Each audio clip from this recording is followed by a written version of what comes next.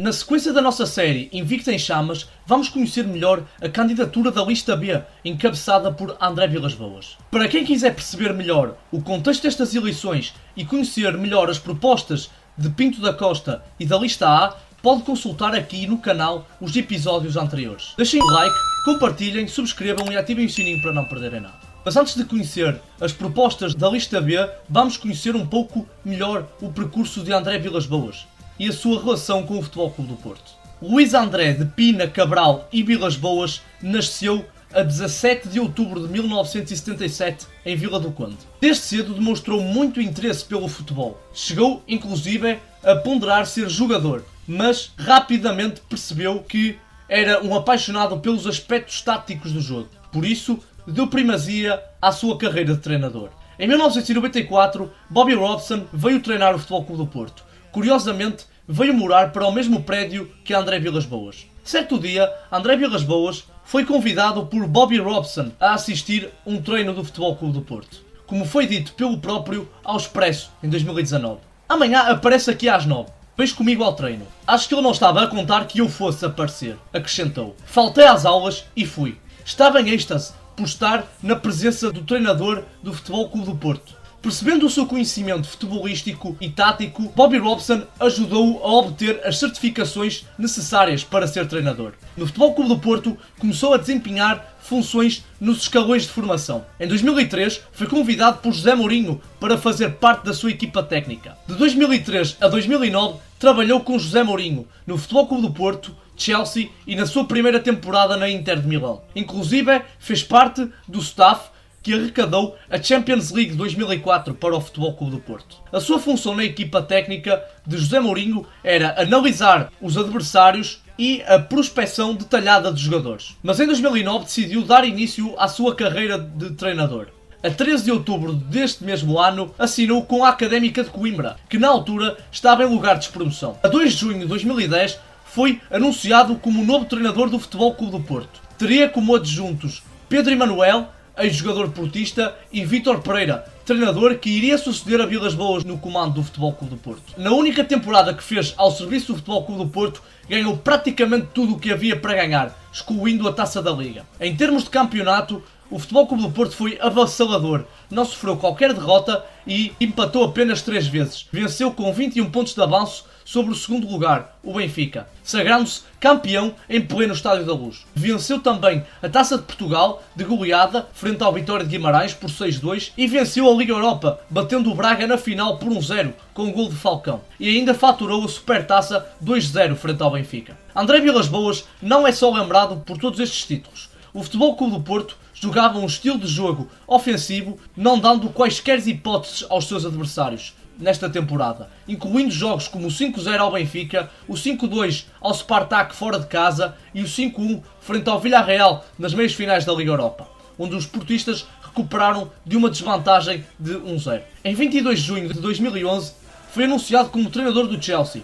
Pelos Blues, não conseguiu completar a temporada, sendo despedido a 4 de março de 2012, depois de uma derrota frente ao West Brom Albion. Neste ano, o Chelsea ainda faturaria a Champions League, mas já sem Vilas-Boas no comando.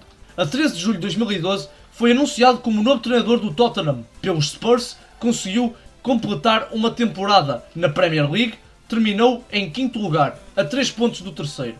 Mas a 16 de dezembro de 2013, o Tottenham anunciou a sua rescisão de contrato por mútuo acordo. Em 2014, assinou pelo Zenit de São Petersburgo, onde reencontrou o seu antigo jogador no Futebol Clube do Porto, Hulk. Pelo Zenit, venceu alguns títulos internos como a Liga Russa e a Taça da Rússia. Em termos internacionais, de destacar a presença nos quartos de final da Liga Europa em 2014-2015. A 3 de novembro de 2016, acionou pelo Shanghai SCPG da Superliga Chinesa. Por lá, completou uma temporada, recebendo um salário anual de 12 milhões. Mas, no fim da temporada, abandonou o clube para ir participar no Rally Dakar. Em 2019, assinou com o Olympique de Marselha. Na sua primeira temporada, que não ficou completa devido ao coronavírus, conseguiu um vice-campeonato. A segunda temporada não ficou completa, devido a divergências com a direção. No clube, ainda assim disputou a Champions League, caindo no grupo que contava com a presença do seu antigo clube, o Futebol Clube do Porto. O Marselha perdeu os 2 jogos com os Dragões, derrota em França por 2-0 e no Dragão por 3-0. Agora que já conhecemos um pouco do percurso de André Vilas-Boas, vamos conhecer a sua candidatura e as suas propostas para estas eleições. Para estas eleições, é inegável que a candidatura encabeçada por André Vilas-Boas é com certeza a candidatura mais forte que Pinto da Costa enfrentou em 42 anos à frente do Futebol Clube do Porto. Nos episódios anteriores da nossa série já apresentámos alguns dos fatores que conduziram o Futebol Clube do Porto ao estado em que se encontra. Também apresentámos as propostas da lista encabeçada por Jorge Nuno Pinto da Costa. As propostas da lista B abordam diversos temas, desde o aumentar do ecletismo do clube, reestruturação financeira do clube, introdução de valores aos seus atletas e a construção de um centro de alto rendimento. O primeiro tema que vamos abordar é a reestruturação proposta pela lista B. Se viram os episódios anteriores, sabem que o Futebol Clube do Porto encontra-se numa situação financeira muito difícil, com um passivo altíssimo, dívidas também altíssimas. Para Vilas-Boas, esta situação financeira do clube deve-se ao facto de que o Futebol Clube do Porto está subjugado a interesses de outras pessoas, com negócios muito pouco claros que conduziram o clube à situação onde se encontra. Segundo o próprio, é preciso mudar o clube, é preciso dar sangue novo ao Futebol Clube do Porto. E é preciso de pessoas que venham para o Futebol Clube do Porto desprovidas de qualquer interesse. André Vilas-Boas apresenta-se nesta candidatura como um presidente não remunerado, ou seja, não vai receber qualquer salário ou remuneração por executar a função de presidente. Segundo o próprio, disse numa entrevista à RTP, a sua função é servir o Futebol Clube do Porto. É bom lembrar que uma das polémicas que assolou o Futebol Clube do Porto no final do ano passado foram os prémios chorudos que os administradores da SAD receberam. Segundo informações, no total, os administradores receberam 3,6 milhões de euros em remunerações. Outra acusação feita pelos apoiantes de Vilas-Boas é a falta de clareza em alguns negócios e as enormes comissões pagas pelo clube a agentes das transferências de certos jogadores. Segundo esta mesma oposição, estas comissões só são pagas a agentes amigos de Pinto da Costa. Para melhorar a situação financeira e desportiva do clube, André Vilas-Boas subdivide a gestão do clube em 5 etapas. Na primeira etapa, que iria de 2024 a 2025, a lista B pretende negociar dívidas, depois pretende lutar pelas melhores condições de juros. Segundo o que o próprio disse numa entrevista à agência Lusa, já entrou em contacto com 3 grandes bancos a nível mundial. Segundo o próprio, todos mostraram-se interesse em trabalhar com o Futebol Clube do Porto na renegociação das dívidas. Inclusive, André Vilas-Boas disse que a atual direção não procurou as melhores soluções para o clube, mas as que serviam melhor os seus interesses. Vilas-Boas e a sua lista também propõem a redução de custos operacionais e o aumentar das receitas. A lista B tem apresentado uma posição muito crítica ao contrato com a empresa Legends, que permitirá ao Futebol Clube do Porto encaixar 70 milhões de euros em troca da exploração do Estádio do Dragão, pois esse contrato só prova que o Futebol Clube do Porto não tem cash flow e está dependente de parcerias comerciais e da antecipação de receitas para ter capital. De 2024 a 2025, a prioridade também passa pela filosofia desportiva do clube. Em relação ao futebol, Zubizarreta vai ser o líder da estrutura do futebol azul e branco. Lenda do Barcelona, trabalhou em clubes como o Barcelona entre 2010 e 2015 e no Marselha entre 2019 e 2020. Trabalhou no Marselha com André Vilas-Boas. Sob a alçada de Zubizarreta estarão os diretores do futebol profissional, de prospecção na formação e da performance do futebol feminino, com o objetivo de ter maior articulação entre os vários departamentos e diretores, de maneira a tornar a gestão futebolística do clube mais rápida e eficiente, com as pessoas certas nos lugares certos. Segundo Vilas-Boas, a lista B quer deixar o modelo antigo e acabar com esta gestão que estagnou no tempo, perdendo bastante em termos de qualidade para Sporting e Benfica. De 2025 a 2027, a lista B pretende ter um Futebol Clube do Porto com infraestruturas renovadas, sustentada na valorização da formação em todas as modalidades, com o objetivo de exportar cada vez mais talentos. Neste espaço de 2 anos, a lista B também pretende aumentar o ecletismo do clube, com a criação das equipas de futsal em vários escalões, como séniores,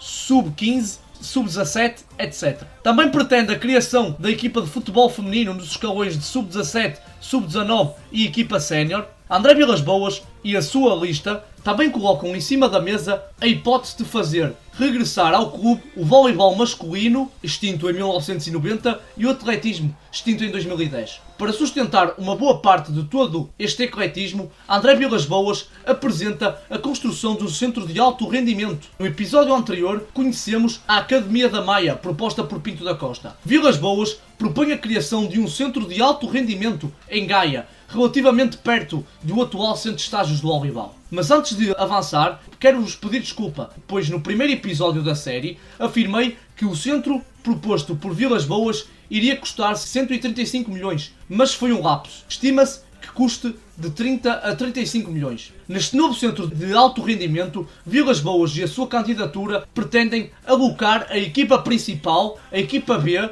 a equipa de sub-19 e a equipa de futebol feminino. Em relação às equipas jovens, pretende que elas fiquem no centro de estágios do voleibol. Em relação à estrutura, este novo centro de alto rendimento contará com 5 relevados, com as medidas oficiais, um dos quais com uma bancada de 2.000 lugares e um pavilhão para as outras modalidades, como o futsal, o hóquei, entre outros. A inauguração desta obra está prevista para dezembro de 2026. Caso não seja eleito, Vilas-Boas passará os terrenos para nome do Futebol Clube do Porto, pois Vilas-Boas já assinou um contrato de promessa de compra e venda de 3,85 milhões de euros. A dúvida que fica é o que será feito com os contratos que o Futebol Clube do Porto já assinou em relação à Academia da Maia. Segundo Vilas-Boas, esses contratos serão analisados criteriosamente, de maneira a salvaguardar os interesses do Futebol Clube do Porto. Depois destas etapas concluídas, a lista B pretende tornar a marca Futebol Clube do Porto